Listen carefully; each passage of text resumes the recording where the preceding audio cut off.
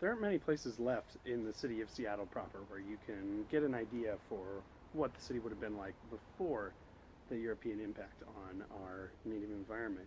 But this park, which is part of the Seattle Park system, but I'm not going to tell you which, has a special trail where you can actually come back and get a pretty good idea of what things might have been like before the city. We're actually in a deep stream valley between two neighborhoods. There are roads on either side of us, but because of the steepness of this creek, there hasn't been an opportunity for too much development to happen. Although you can still see behind me the history of natural resource extraction on this landscape. So, that stump that you just saw behind me is a good legacy tree from the logging events that happened here in the Pacific Northwest. Between the late 18 and early 1900s, most of the lowland forest in the Pacific Northwest was actually logged. And that was a really big deal because trees are very, very essential for the health of creeks like this one. So, you can see by looking at this stream that the water is not moving very fast. And that's great. So when you are trying to have water that is clean and cold and clear, you can actually just see my breath a second ago as it drifts across the chilly water down here. That requires a lot of shade and it requires a lot of material to block. And if you have a really open waterway, then that water doesn't move very slowly. And so it's not filtered, it's much hotter, and it scours out the riverbed. And we can actually see some of that over on the other side of this spot. We'll take you over there in a second. Throughout most of the year, this creek is fed just by a slow trickle of water kind of percolating out of the ground. But in especially November, when it rains the most here in Washington, it really gets going. And you can see just how much this is carved out. There's no plants growing. And in this very special spot right over here, it may just look like a chunk of rock, but what we're really looking at is a bed of clay left over from when the glaciers retreated about 15,000 years ago. So at the end of a glacier, you often find a lake, and that lake is filled with silt and sediment. If you've ever been swimming in Lake Washington, you know what I'm talking about. But that stuff gets compressed down, and as it does, it becomes thicker and thicker layers of tinier and tinier grained material, and we can actually just scratch at this and pull up some really, really nice clay. And this is lying under all of the hills in Western Washington, or it's very common at least. And it is the reason that water tends to percolate out of the hills. It can't get past this really tight grain. And so, under your house, or under your yard, or wherever, you often have these kind of little rivers moving through the dirt.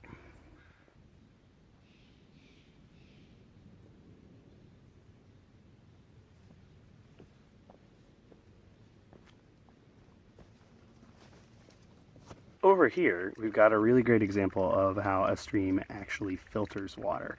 So there is water moving along the creek here, right behind me, pretty quick. It starts to slow down right here at the top of these logs, but that's because it's actually plunging underground.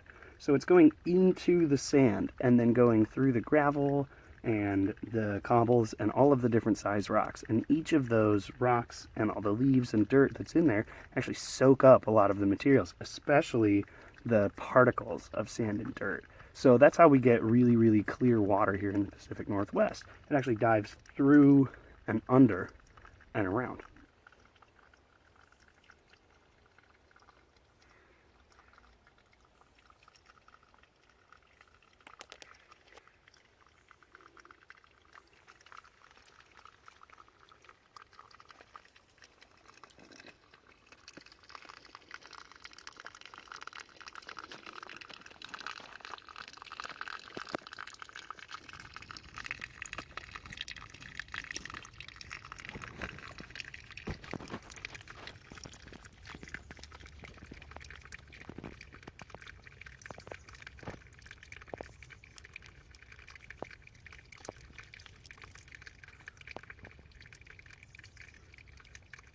Hey again.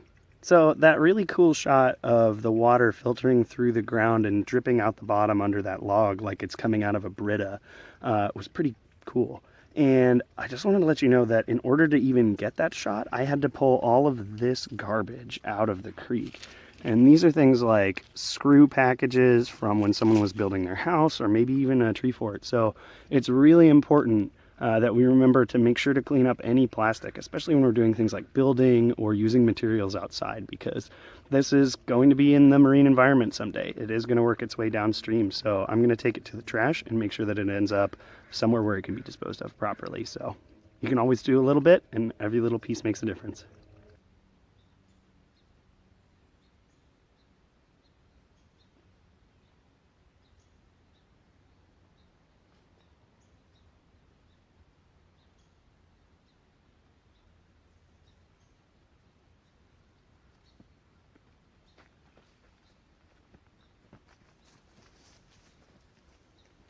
So humans aren't the only species that benefit from that filtered water. Salmon require clean, clear, cold, and consistent water in order to survive. And as those little trickles that we observed before start to join up with other waters leaking out of the hills and coming down as the rain washes across the top of that layer of clay that we saw a little while ago, they join together to form these larger streams that you can see behind me.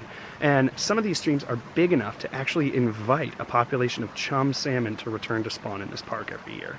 And that's really special because in the early 1900s, a railroad bed was actually built across the mouth of this creek on the beach, and that extincted the local population of salmon. And it's only thanks to a dedicated group of volunteers and scientists that we have hundreds of chum salmon returning every year into this stream.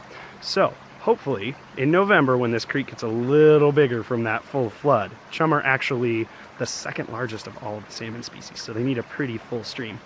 We'll see all of those fish returning.